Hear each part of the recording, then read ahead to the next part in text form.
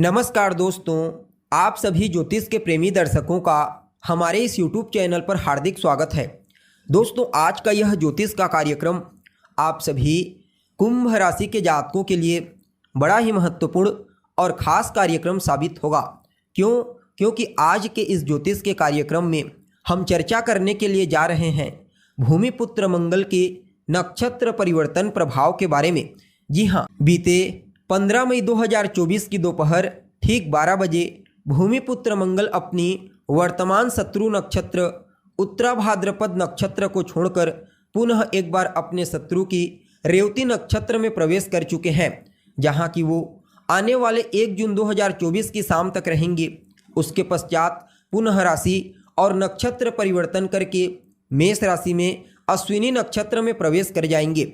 अब देखा जाए तो सेनापति मंगल अभी वर्तमान समय में मीन राशि में राहु के प्रभाव से दूषित होकर आपको परिणाम प्रदान कर रहे थे, जिसके चलते कुछ मामलों में आपको नेगेटिव परिणाम की प्राप्ति हो रही थी। लेकिन यहाँ पर जैसे ही सेनापति मंगल ने नक्षत्र परिवर्तन किया, वैसे ही उनके बल में और ज़्यादा वृद्धि हो गई।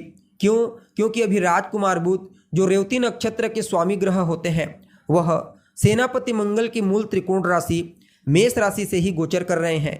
अतः सेनापति मंगल और राजकुमार बुध के बीच में परिवर्तन योग बना हुआ है, जिसके चलते सेनापति मंगल के बल में और ज़्यादा वृद्धि हो गई। अतः यहाँ पर भूमिपुत्र मंगल इस नक्षत्र परिवर्तन प्रभाव के चलते आपको बड़ा ही अद्भुत और श्रेष्ठ परिणाम प्रदान करने का प्रयास करेंगे, क्योंकि ज्योतिष शास्त्र में सेनापति मंगल को बड़ा ही महत्वपूर्ण ग्रह का दर्जा दिया गया है।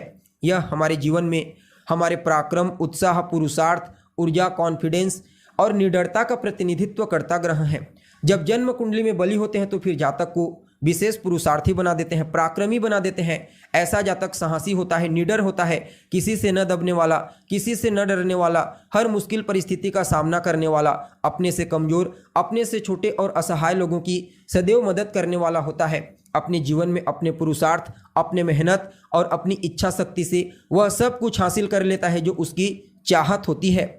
जबकि इसके विपरीत किसी भी प्रकार से सेनापति मंगल पीड़ित हो जाते हैं, कमजोर पड़ जाते हैं, तो उस कंडीशन में पहले तो जातक को डरपोक प्रवृत्ति का बना देते हैं। छोटी छोटी समस्याओं से जातक शीघ्र घबरा जाता है, मुश्किल परिस्थिति का सामना नहीं कर पाता और न ही अपने जीवन काल में कोई सफलता, कोई विशेष ऊंचाई हासिल कर पाता है। इसलिए इनका बलवान होना बेहद ही आवश्यक माना जाता है, चाहे फिर जन्म कुंडली में हो या फिर गोचर कुंडली में। जी हाँ, अब देखा जाए तो आप सभी कुंभ राशि के जातकों के लिए भूमिपुत्र मंगल का यह नक्षत्र परिवर्तन गोचर कुंडली में आपकी राशि से दूसरे भाव में हुआ है। यहाँ पर भूमिपुत्र मंगल आपके पराक्रम और आपके कर्म भाव के स्वामी बनकर के आपके धन भाव से देवगुरु बृहस्पति और सम्राट सूर्य जो आपके धन और सफलता के कारक होते हैं, उनके साथ तीसरे 11वें का अर्थात लाभ, प्रॉफिट का कॉम्बिनेशन बना करके गोचर कर रहे हैं। अतः आप सभी कुंभ राशि वालों के लिए शनि की 7.5 के इस दौर में भी इस नक्षत्र परिवर्तन को बड़ा ही श्रेष्ठ कहा जा सकता है।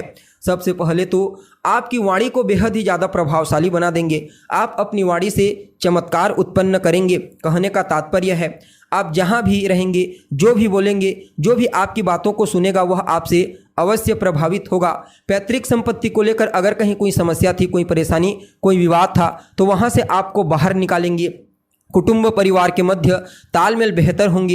एक दूसरे के प्रति आर्थिक स्थिति की भावना मजबूत होगी, यानी कि एक दूसरे के प्रति सपोर्टेबल भावना देखने को मिलेगी। और ससुराल पक्ष से भी धन की प्राप्ति होने का योग बना हुआ है।